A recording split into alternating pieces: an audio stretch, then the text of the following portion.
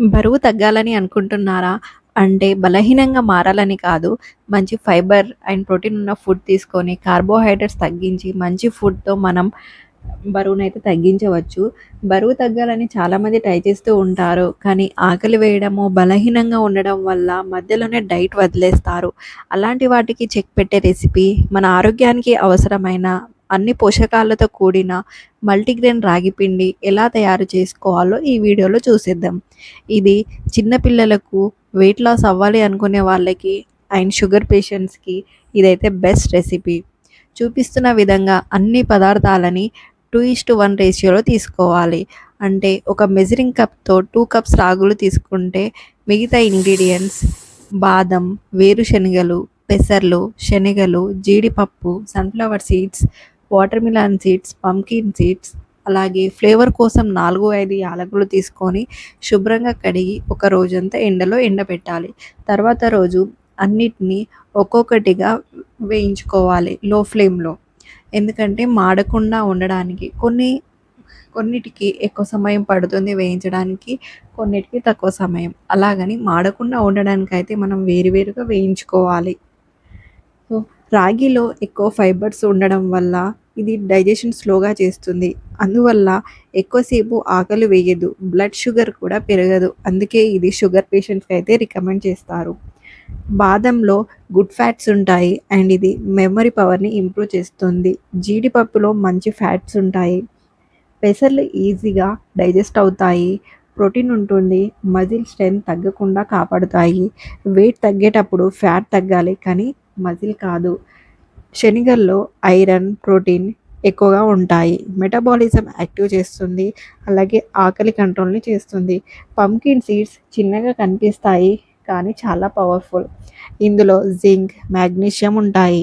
Hormonal balance సహాయపడుతుంది. Weight లాస్‌లో hormone balance చేయడం చాలా ఇంపార్టెంట్. సన్‌ఫ్లవర్ సీడ్స్‌లో విటమిన్ ఇ స్కిన్ గ్లో కోల్పోకుండా బరువు తగ్గడంలో సహాయపడుతుంది. మినపగుల్లో ప్రోటీన్ ఉంటుంది. మజిల్ స్ట్రెంగ్త్ అండ్ బాడీ రిపేర్‌కి సహాయపడుతుంది. ఇలాంటి అన్ని పోషకాలతో కూడిన ఈ ఈ మల్టీగ్రెయిన్ రాగి పిండిని మనం బ్రేక్‌ఫాస్ట్‌లో తీసుకోవాలి. సో, ఇది మన బరువు తగ్గడానికి సహాయపడుతుంది. వీటిని ఇలా వేరువేరుగా వేయించుకున్నాక పూర్తిగా చల్లారిన తర్వాత అన్నిటిని కలిపి మిక్సర్‌లో వేసి మెత్తగా పొడిలాగా చేసుకోవాలి. ఇందులో మనం బాదం, శనగల్లో ఉండే ఆయిలీ పదార్థాల వల్ల అవైతే ఉండల్లాగా గట్టిగా ముద్దలాగా అవుతాయి. సో, వాటిని మనం జాగ్రత్తగా పొడిలాగా చేసుకోవాలి. ఇక్కడ నేను చూపిస్తున్న విధంగానైతే చేతులతో మంచిగా రబ్ చేస్తూ అందులో ఉండలు లేకుండా అయితే కలుపుకోవాలి. సో, ఎంత చేస్తున్నా కానీ అవి ఉండలైతే చిన్న చిన్నగా ఉండిపోతున్నాయి. అందుకని నేను తర్వాత రోజు ఎండలో అయితే ఎండబెట్టాను. ఒక రోజంతా ఎండబెట్టాను. ఎండబెట్టడం వల్ల అందులో ఉండే వెట్‌నెస్ అంతా పోయి మంచిగా పొడిలాగా అయితే అయిపోయింది. సో, ఈ పిండిని మనం 2 మంత్స్ వరకైతే స్టోర్ చేసుకోవచ్చు. అంతకంటే ఎక్కువ స్టోర్ చేస్తే అందులో ఫంగస్ వచ్చి ఇలాంటి పురుగులు పడి ఖరాబ్ అయ్యే అవకాశాలైతే ఉంటాయి.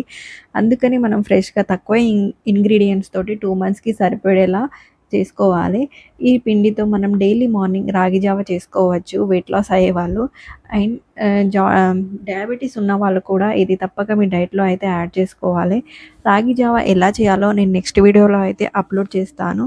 ఈ రెసిపీ మీకు నచ్చినట్లయితే మీరు కూడా మీ ఇంట్లో ట్రై చేసి చేశారో లేదో కూడా నాకు కమెంట్ చేయండి. తప్పక ట్రై చేయండి. చాలా హెల్తీ ఫుడ్. మరి వెయిట్ లాస్ అవ్వాలి అనుకునే వాళ్ళు ఈ రెసిపీని మీ డైట్‌లో యాడ్ చేస్తున్నారా లేదా?